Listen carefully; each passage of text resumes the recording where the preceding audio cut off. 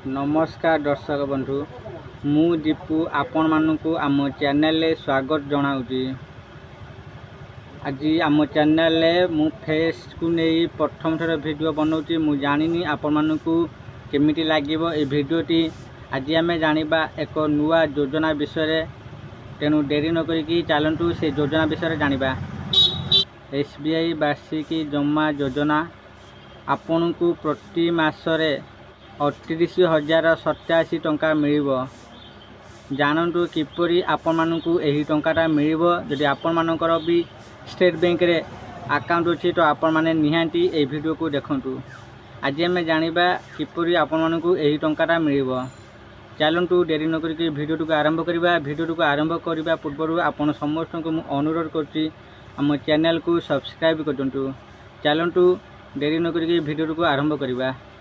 SBI वार्षिक जमा योजना जदि आपण एपरी एक योजना खोजुचंती जेउथिरे थरके एक बड़ परिमाणर राशि जमा करा जाय परिबो एवं प्रति मासरे एक स्थिर परिमाणर राशि अकाउंट रे आसीबो, तेबे भारतीय स्टेट बैंक वार्षिक जमा योजना आपणक पई बहुत लाभदायक होई पारे।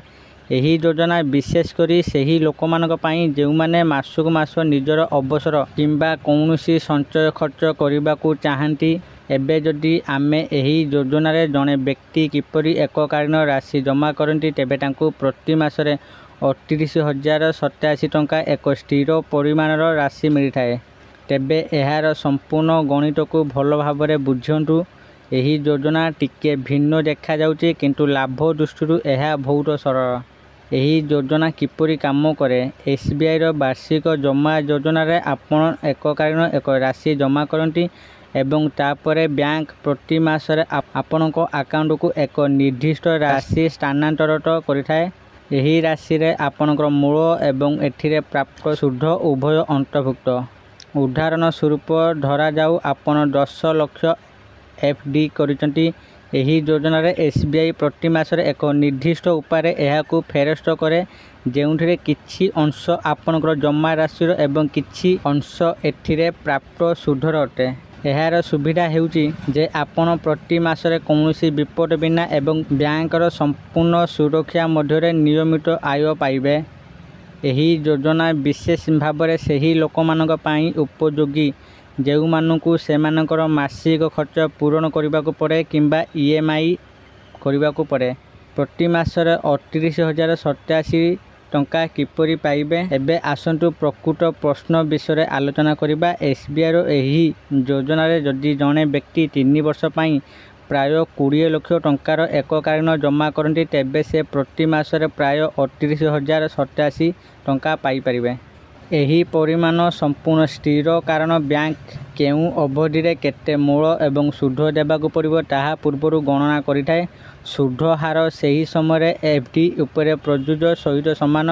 वर्तमान एसबीआई एफडी उपरे सुध हार प्राय 7%। प्राप्त वयस्क नागरिकों पई वरिष्ठ नागरिक माने एथिरे अतिरिक्त सुध पाती। एहार अर्थ हेउची जदि जने अवसर प्राप्त व्यक्ति किंबा संचय करिथिबा व्यक्ति प्रति मासरे सुरक्षित भाव में टंका पाइबाकू चाहती तेबे एही योजना तांको पई एक उपयुक्त योजना। किए निवेश करिपारिबे एवं नियम एवं शर्तावली कौन। एही योजना रे निवेश पई कौनसी निर्दिष्ट योग्यता नहीं। चाकरी करिथिबा व्यवसाय किंबा अवसर प्राप्त जेकोसी व्यक्ति एसबीआई जाई एही योजना रे टंका जमा करिपारिबे। एही योजनार अवधि 36, 60, 84 एवं 120 मास पई। एसबीआई रो एफडी कैलकुलेटर व्यवहार करी गणना करा जायथिबा मासिक किस्ती उपरे आधार करी सर्वनिम्न निवेश परिमाण निर्णय करा जाय। जदि सुध 40,000 वरिष्ठ नागरिकों पई 50,000 उपरे जाए तेबे टीडीएस मध्य प्रযোज्य। किंतु जदि आपण फॉर्म 15G किंबा 15H दाखल करिसंती एवं आपणकर आय टिकस सीमा तले अछि तेबे टीडीएस कटा जिवो नाही। उपसंहार जदि आपण प्रति मासरे नियमित आय चाहूचंती तेबे एसबीआई रो वार्षिक जमा योजना आपणक पई एक उत्तम विकल्प। प्रति मासरे 20 लाख टंकार एककालीन राशि को 38,087 ଟଙ୍କାରେ ପରିବର୍ତ୍ତନ କରିବା ଦ୍ୱାରା ଏକ ସ୍ଥିର ଦରମାର ସୁବିଧା ମିଳିଥାଏ। ଏହା ସହିତ ଏଥିରେ କୌଣସି ବଜାର ବିପଦ ନାହିଁ ଏବଂ ସୁଧ ମଧ୍ୟ ପୂର୍ବରୁ ସ୍ଥିର ହୋଇଥାଏ। ଯେଉଁ ଲୋକମାନେ ଅବସର ନେଇଛନ୍ତି, ସଞ୍ଚୟ କରିଛନ୍ତି କିମ୍ବା ବହୁତ ପରିମାଣର ଟଙ୍କା ପଡ଼ି ରହିଛି, ସେମାନେ ଏହି ଯୋଜନାରେ ଏହାକୁ ନିବେଶ କରି ଶାନ୍ତିପୂର୍ଣ୍ଣ ଭାବରେ ସେମାନଙ୍କର ମାସିକ ଖର୍ଚ୍ଚ ପୂରଣ କରିପାରିବେ। OCQR ଏହି ଲେଖାଟି କେବଳ ସୂଚନା ଉଦ୍ଦେଶ୍ୟରେ ଲେଖାଯାଇଛି।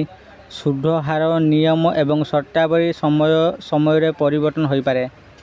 ନିବେଶ କରିବା ପୂର୍ବରୁ ଆପଣଙ୍କର ନିକଟସ୍ଥ SBI ଶାଖାରୁ ସମ୍ପୂର୍ଣ୍ଣ ସୂଚନା ପାଆନ୍ତୁ କିମ୍ବା ବ୍ୟାଙ୍କର ସରକାରୀ ୱେବସାଇଟ୍ ପରିଦର୍ଶନ କରନ୍ତୁ।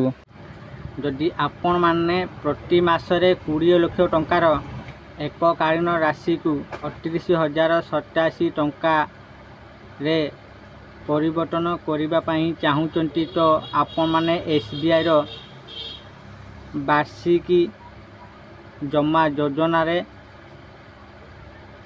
ଇନଭେଷ୍ଟମେଣ୍ଟ କରିଦିଅନ୍ତୁ।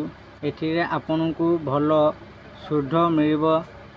ଆଶା କରୁଛି ଆପଣମାନଙ୍କୁ ଏହି ଭିଡ଼ିଓଟି ନିଶ୍ଚିତ ଭାବରେ ଭଲ ଲାଗିଥାଏ। ଯଦି ଆପଣମାନଙ୍କୁ ଏହି ଭିଡ଼ିଓଟି ଭଲ ଲାଗିଥାଏ, ଦୟାକରି ଏହି ଭିଡ଼ିଓକୁ ଲାଇକ୍, ସେୟାର ଓ କମେଣ୍ଟ କରନ୍ତୁ। ଆଉ ଯେଉଁମାନେ ଆମ ଚ୍ୟାନେଲକୁ ସବସ୍କ୍ରାଇବ୍ କରିନାହାନ୍ତି, ଆପଣମାନଙ୍କର ମୋର ଅନୁରୋଧ, ଆମ ଚ୍ୟାନେଲକୁ ଏବେ ହିଁ ସବସ୍କ୍ରାଇବ୍ କରିଦିଅନ୍ତୁ।